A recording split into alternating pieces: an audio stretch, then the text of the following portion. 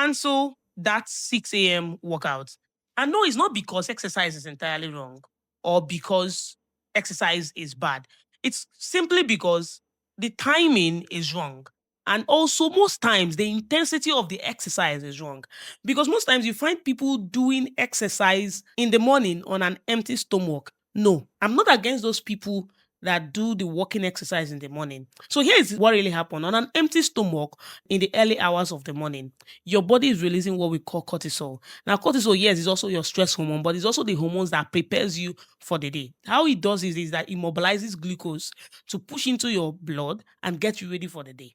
Now, when we have the intensive exercise, it adds more level of cortisol to the already naturally existing high level of cortisol. And imagine when this is happening on an empty stomach.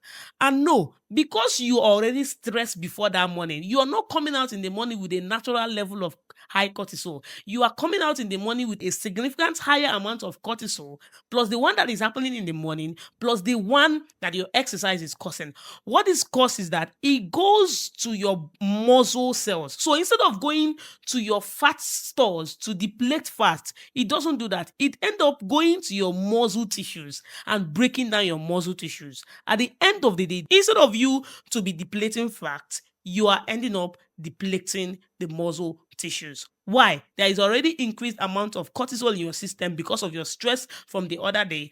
And again, there is also an increased amount of cortisol in the morning because naturally that's how the body has been designed to prepare you for the morning. But again, even during exercise, again, there is another increase of cortisol on top of these two layers that I've mentioned earlier. It becomes a nutritional disaster. What's the best way to go?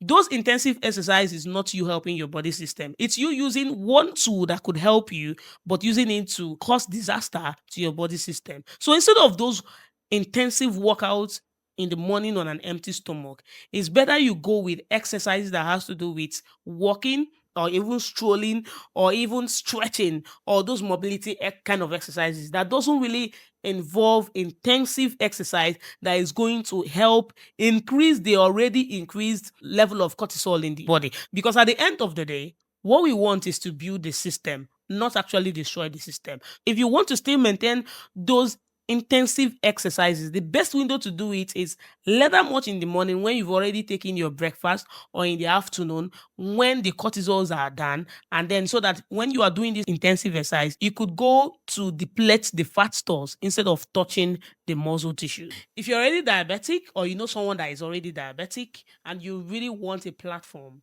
or something that can help them genuinely for what they are and give them the kind of results that they want, then consider joining our Crush Your Sugar Academy and even our diabetics newsletter. Please like, follow, share, and subscribe for more health content like this.